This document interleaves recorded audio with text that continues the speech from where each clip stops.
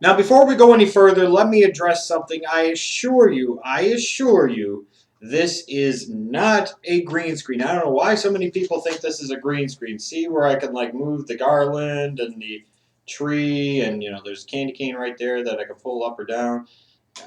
I didn't think it looked that high of quality to be classified as a green screen, frankly. It's a shittily decorated, Christmas tree by yours truly and a couple of stockings hung up. It's called holiday background and ambiance, not a green screen, brother. All right, so now we move on to the topic of this Q&A, which is my favorite topic of all, me.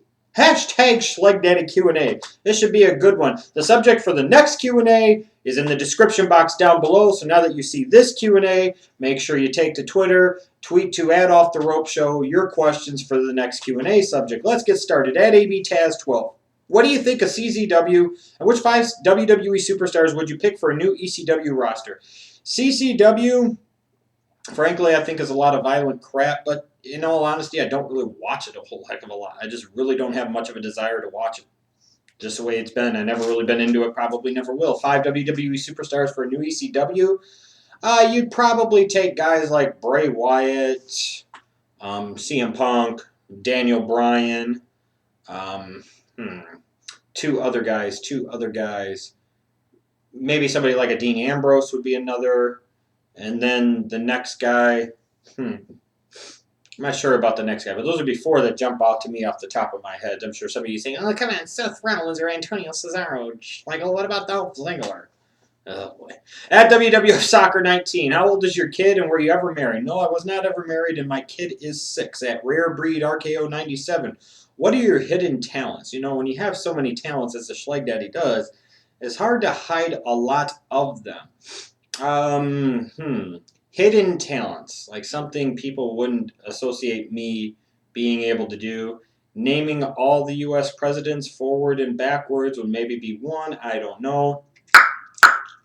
That was always a stupid little talent, I guess. Making that popping sound with my tongue. I don't know, man. I got so many talents, and I let it. Whenever I discover that I have a talent, I make sure, baby, that I let everybody know. Ooh, yeah, dig it, freak out. Hope that answers your question. John the JDM, what's your top 10 black girls you'd want to shine your rifle with? Let's see here. Do not ask me about Halle Berry or Beyonce. You should fucking know better by now. Fuck both of them. And I wouldn't fuck either one of them. In no particular order, obviously Serena Williams, Kelly Rowland, Gabrielle Union, who's this Sonya Lathan chick, whatever. It doesn't matter. I put it in her. Jada Fire, I'd put it in her. Naomi, I would put it in her. Alicia Fox's sister, Christina Crawford, I put it in her. Some of you are going to say Awesome Kong, up yours. Probably not. Probably not. Other black chicks that I would do, back in the day, would have said maybe Lisa Leslie, because I would have had that tall drink of water wrap her legs around me and try to suffocate it out of me. I got 2 more to go. 2 more to go. Gabrielle Union, I don't know if I said her once. If I already did, she's worth mentioning twice. And then maybe somebody like Misty Stone. Got to get a light-skinned girl in there somewhere along the way. Jamie Hines NZ, did you move in with F. Yeah Ashley, and will she be in future videos? The answer to your first question is not no. And then at some point in time, yes, her and Summer will be appearing in future videos. Motorhead 94, when you were growing up, did you always consider yourself more of a WWF fan than a WCW fan? Yes, very much so. I did watch WCW. I did like WCW, but I was a WWF guy through and through. Mr. Nice Hangover 1, hey, Schlegdaddy, are you a fan of Eminem? Yes. Absolutely. And if you ever saw Jeff Jarrett and Vince Russo, what would you say to them? Probably nothing. I would just look at them and then probably not say much of anything at all. They always say if you don't have anything nice to say, don't say anything at all. I really wouldn't have anything to say to Jeff Jarrett one way or another. And then Vince Russo, I might talk to him and try and pick apart some of his booking philosophies over the years. That might be it. Chase Oliver 68, what was the reason for getting the Jordan tattoo? And ever thought about getting a Hogan one? Hogan one? Not really. The plan was going back to even when I was like a high school senior, was to get Jordan on one arm and Walter Payton on the other arm, and then figure out the rest along the way. been 12 plus years later. I still only have the Jordan 1 on my arm. It needs to be touched up. It was supposed to be one big scene. I never bothered getting that done. Still haven't gotten the Walter Payton one. But never really thought about getting the Hogan one. The Jordan tattoo was a simple matter of, I knew it was something I was never going to change my mind about, and it was going to be something very unique. 2 reasons that you should get a tattoo. At Nebek Sid, if Vince offered you any job in WWE, what would you want it to be? Naomi's vag inspector. Job on the creative team, maybe. But more likely than not, I'd love the chance to be a manager. And how'd you come to the decision to move? Well, when your lady's somewhere else and you want to be with her, it's not hard to do. I was never originally from Iowa. It was just a place I had been for 6 years. It was time to move on, do something else in my life. So that is ultimately what really led me to the decision to make the move from Iowa to Virginia. Let me scroll down here. We got some more questions. At Peter Jacobs 93, what were your feelings before, during, and after the newsletter incident? Huge props if you answer this question. No, you don't need to give me any huge props. It's a question you should ask, and it's a question I'm going to answer. Before, I thought that it was an okay idea, thought it could be a good idea, could be a bad idea. I wasn't really, frankly, sure.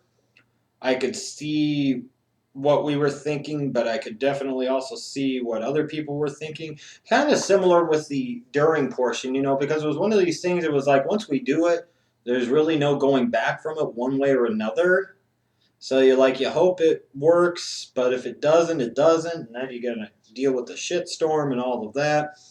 The thoughts during it, I was getting some of what people were saying because some of it was accurate, some of it was correct, some of it was ridiculous, and some of it was stupid.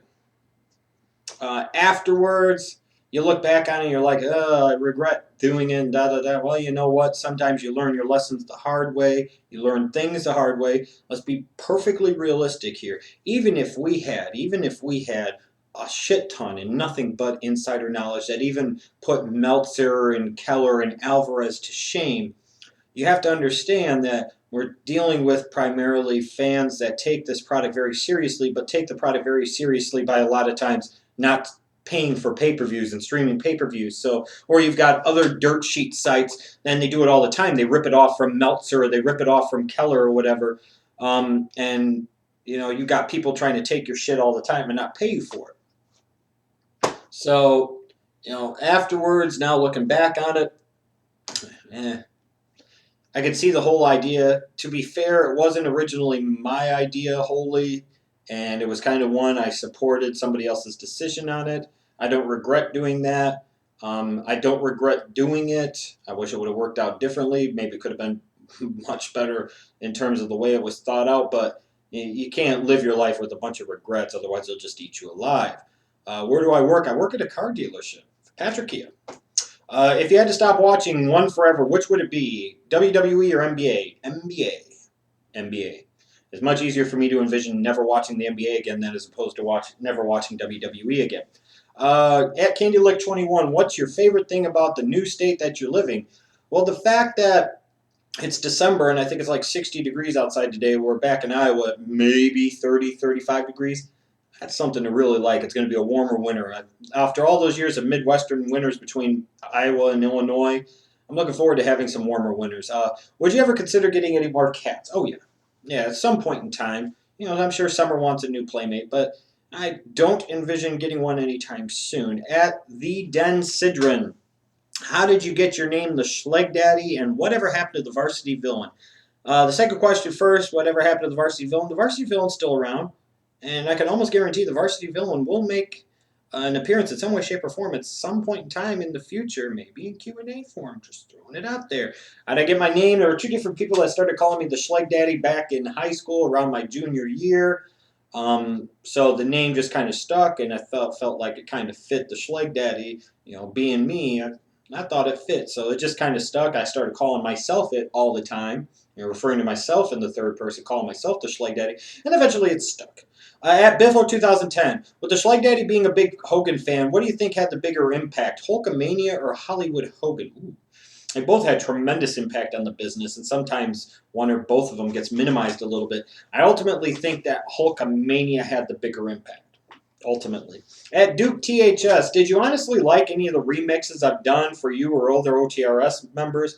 I thought Angry Dragon was pretty cool. I Love Samoa was awesome. There's a couple other ones you did that I liked. Yeah. My favorite one still, I wish you still had it, wish we still had it, was Everyone Knows I Love Samoa. That was my favorite. That was my personal favorite, of course, because it featured me. Imagine that, because we all love the SCHLEGDADDY. Well, most importantly, I love the SCHLEGDADDY, and that's what I care about the most.